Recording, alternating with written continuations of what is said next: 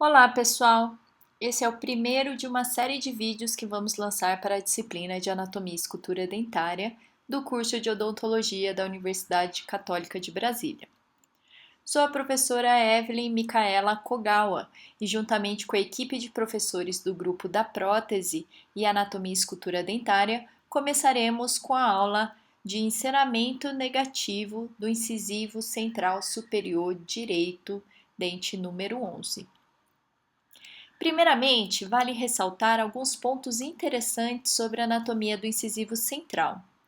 Verifique que os incisivos eles não têm a forma totalmente reta, né? Ele tem esse aspecto com as formas mais curvas, na qual a sua coroa tem um aspecto, um formato trapezoidal, com a sua base maior na região da borda incisal.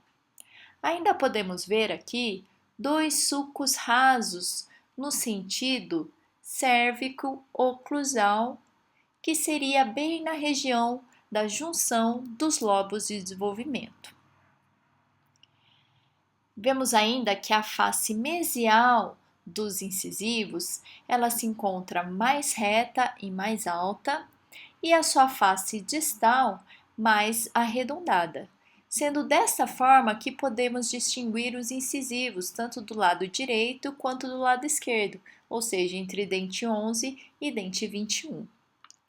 Olhando o dente de perfil, vemos claramente algumas inclinações desses dentes, na qual, na área mais convexa, é onde encontra-se o que chamamos de bossa, aqui na vestibular, mostrando então a bossa vestibular. Nessas vistas ainda podemos ver bem a textura dos sulcos rasos dos lobos de desenvolvimento. Percebam que para você fazer um melhor enceramento, você tem que enxergar os defeitos em todas as vistas, tanto por vestibular, por lingual, pelo perfil, pela oclusal. Então, agora, você olhando pela lingual, que conseguimos ver diferente da vestibular, é que existe uma concavidade mais ou menos no terço médio da coroa, que se refere então à fossa lingual. Logo abaixo, no terço cervical, vemos uma certa elevação, que corresponde ao símbolo. Ainda, ao lado de toda a fossa lingual, vemos uma certa elevação também, como se fossem alguns postes. Essas são as chamadas cristas marginais. Quando elas estão localizadas na face mesial, é chamada de crista marginal mesial. Quando localizada na face distal, seria a crista marginal distal. Bom, para iniciarmos os nossos trabalhos com enceramento, primeiramente é necessário então remover o dente íntegro. Então, com esse dispositivo, a gente vai inseri-lo no orifício da raiz do dente 11 e vamos posicioná-lo até removê-lo totalmente, como mostra nessa figura. Aí colocaremos então o preparo da coroa, né, desse dente 11, posicionaremos então no local do dente íntegro e empurrem esse dente até que a linha marginal do preparo toque toda a margem cervical da gengiva. Percebam então a linha cervical posicionada bem próxima então à margem gengival. Então agora você vai necessitar de um pedaço de fita crepe larga. Pegue um pedaço e enrole no seu dedo indicador esquerdo se você for destro e o indicador direito se você for canhoto. Pegue com um pincel um pouquinho de vaselina sólida e pincele uma fina camada sobre toda a sua fita crepe. Posicione então seu dedo indicador sobre a vestibular dos dentes superiores. Com auxílio então de uma espátula 31, esse lado aqui que parece uma pazinha, ou com uma espátula 7, desse lado aqui que parece uma colher, vamos aquecer o instrumental com a lamparina a álcool. Lembrando que ao aquecer o instrumental, a gente sempre aquece da região do intermediário do instrumento à ponta, para que a gente mantenha um calor uniforme no instrumento. Depois de aquecido o instrumental, a gente vai pegar um pouquinho da cera que vai ficar derretida e vamos acrescentar então no dente preparado aqui pela lingual. Então vamos fazendo isso até preencher toda a face lingual e incisal com o excesso. Depois disso, vamos remover o dedo aqui da vestibular e preenchemos a vestibular, então, com a cera, também deixando excesso, tanto pela vestibular quanto pela incisal. Então, olhando assim o dente de lado, vemos o excesso pela vestibular e pela incisal dos dentes. Agora, com o auxílio de uma espátula Hollenbeck, pode ser o número 3 ou 3S, vamos iniciar o enceramento propriamente dito. Vamos fazer o desgaste cervical, que seria a primeira inclinação do meu dente. Perceba então que o incisivo ele apresenta duas inclinações. A primeira, que ela sai aqui de dentro da margem gengival, essa primeira inclinação que sugere então o perfil de emergência do dente. Mais ou menos no início do terço médio até o terço incisal vem a segunda inclinação no sentido mais vertical, ela vai descendo então mais reta. Então, se a gente colocasse isso em ângulos, mais ou menos essa primeira inclinação sairia de dentro da gengiva uma inclinação mais ou menos de 45 graus. Então é isso que vamos fazer. Pegue sua espátula Hollenbeck, inclinada, né? Não 90, né? Um pouco inclinada a 45 graus e vamos iniciar o desgaste na região cervical. Então, inicia de uma ponta e vai percorrendo por toda a margem cervical. Então, olha como ficou o nosso perfil de emergência, então a cera saindo ali inclinada de dentro da gengiva. Isso você vai fazer tanto na vestibular quanto pela lingual. Então, olhem nessa vista como ficou a nossa primeira inclinação do enceramento, então saindo ali de dentro da margem gengival. Olhem como estavam antes e agora o depois com essa nossa primeira inclinação cervical. Agora, percebam que com o uso do Hollenbeck, o Hollenbeck tem essa pontinha, um formato em V, vamos começar a fazer as ameias dos dentes.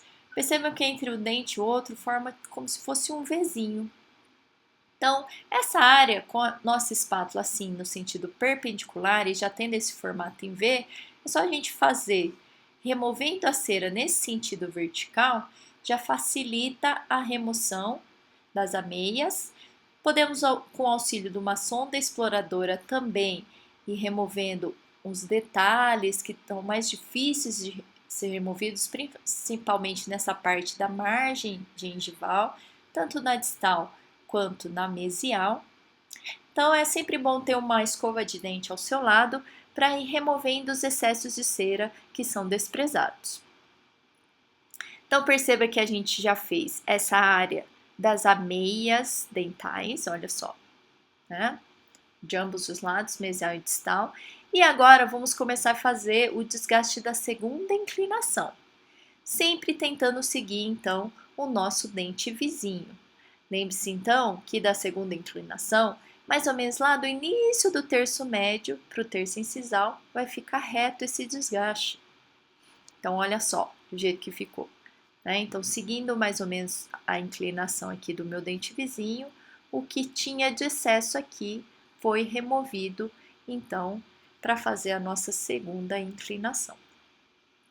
Então, foi feito a parte das ameias dentais, né, com o Hollenbeck posicionado perpendicular, e depois, com o Hollenbeck deitado, fizemos a área da segunda inclinação do meu dente, seguindo então o dente vizinho. Lembre-se que olhando dessa vista, esse dente do manequim apresenta essas ameias interproximais aqui do dente, apresentando até uns buracos negros. Então, isso a gente vai reproduzir também no nosso manequim. Então, com o auxílio da sonda, a gente vai removendo aqui o excesso nas ameias dentais. Olhem nesse perfil. Podemos ver o perfil de emergência, né, do dente saindo corretamente lá de dentro da gengiva, a primeira inclinação e depois a segunda inclinação mais reta.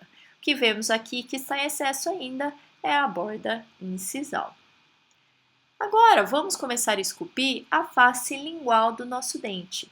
Com o esculpidor Lecron, seria esse aqui, que de um lado é essa faquinha, desse outro lado é um discoide, né? A gente vai usar esse lado, o lado discoide, para fazer então a nossa fossa lingual. Percebam que a fossa lingual tem esse aspecto mais triangular e ao lado dela as cristas marginais. Então, com o discoide, vamos fazer o escavamento dessa área sempre no sentido de cima para baixo, né? Respeitando aquele aspecto tão triangular da nossa fossa lingual. Vocês estão vendo que a gente não pega aqui nessa área para preservar então as cristas marginais. Cuidado também para preservar a área do símbolo. Então, com o discoide, escavamos a nossa fossa lingual, preservando as cristas marginais, mesial e distal e o símbolo. Então, olhem por essa vista, ainda temos o excesso da borda incisal. Percebam nessa vista que os dentes seguem um alinhamento. Então, lembre-se disso ao fazer o seu enceramento. Então, olhando por essa linha, eu vejo que está em excesso. Então, olhem só, seguindo a linha, né? Eu consigo ver que o meu dente está seguindo os outros dentes no arco. Então, olhem só, novamente, a face lingual, como foi previamente esculpida. Depois disso, com o auxílio da Hollenbeck, novamente, vamos ajudar a fazer a escultura aqui da região do símbolo e as elevações das cristas marginais. Então, escavando um pouquinho, né, a região de fossa e fazendo a curvatura aqui das cristas marginais, bem de leve vamos removendo o excesso, então, dessa cera. Se por acaso você remover um excesso muito grande de cera e ficar uma falha no seu enceramento, você pode utilizar desses instrumentais que são chamados de gotejadores ou pingadores. Então, esse instrumento, do mesmo jeito dos outros, você vai aquecer o intermediário e a ponta, e esse instrumento é bem bacana porque você consegue pegar só um pinguinho de cera e posicionar na área que você removeu demais a cera, né, do enceramento. Bom, então aqui está finalizado a minha face lingual. Então eu tenho aqui a fossa lingual, as cristas marginais mais elevadas e a área do cíngulo. Olhando dessa vista, eu vejo claramente todas essas estruturas, né, de cíngulo, cristas marginais, a fossa e o alinhamento dos meus dentes. Olhando agora o nosso dente vizinho, verificamos que existem algumas características ainda que devem ser feitas, como por exemplo, a face mesial tem essa inclinação pouquinha coisa mais reta, né, que a distal mais arredondada, e esse dente apresenta essa parte um pouquinho mais alta e a sua borda incisal mais reta. Então, essas características que a gente vê no dente vizinho, a gente tem que tentar reproduzir também no dente do enceramento, uma vez que a gente quer que o dente vizinho fique igual o dente natural. Então, com o auxílio da minha Hollenbeck na borda incisal, eu posso fazer o desgaste do excesso da borda incisal, nesse sentido. Ainda no sentido, né, de baixo para cima, podemos fazer essas pequenas ranhuras que temos aqui nesse dente do seu manequim. E a partir daí, a gente já consegue ver essas pequenas ranhuras aqui, igual o dente vizinho. Começamos, lógico, vamos fazendo bem levinho para depois aprofundar mais, com muito cuidado para não quebrar então a nossa borda incisal. Olha só, né? Já iniciou os pequenos desgastes. E aí vamos refinando. Lembre-se que nesse dente do manequim de vocês apresenta essa elevação aqui no ângulo mesial. Então, com a Hollenbeck fazendo esse movimento, também conseguimos reproduzir como dente ao lado essa anatomia incisal. Olha só como ficou o dente. Além disso, podemos ver que o dente vizinho tem aqueles sulcos rasos, né, do lobo de desenvolvimento. Isso a gente tem que tentar reproduzir também no nosso dente do enceramento. Então, olhando mais uma vista, olha só. Então, aqui já tentando, começando a escavar um pouquinho esses sulcos rasos dos lobos de desenvolvimento. Olhem de perfil que dá para ver melhor, né? Aqui, os suquinhos, então, dos lobos de desenvolvimento realizados também no meu enceramento. Olhem só nessa vista, que interessante a textura. Olhem o nosso perfil do enceramento como está em conformidade com o dente vizinho. Olhando pela linguagem, já conseguimos ver a caracterização da área incisal conforme o dente vizinho, então seguindo a área de cíngulo e as cristas marginais. Então, para finalizar o seu enceramento, depois disso, você pode passar em cima de todo o seu enceramento, aquela meia de seda, aquela meia utilizada como meia calça pelas mulheres, vai passando só para fazer um polimento, então, desse seu enceramento. Bom, é isso a aula de hoje. Se vocês tiverem alguma dúvida, por favor, entre em contato com a equipe dos professores de Anatomia e Escultura. Temos uma página no Facebook, que é a Anatomia e Escultura Dentária UCB. Temos ainda o perfil da prótese UCB e temos os contatos pelos e-mails aqui do Gmail. Bom, até a próxima, pessoal!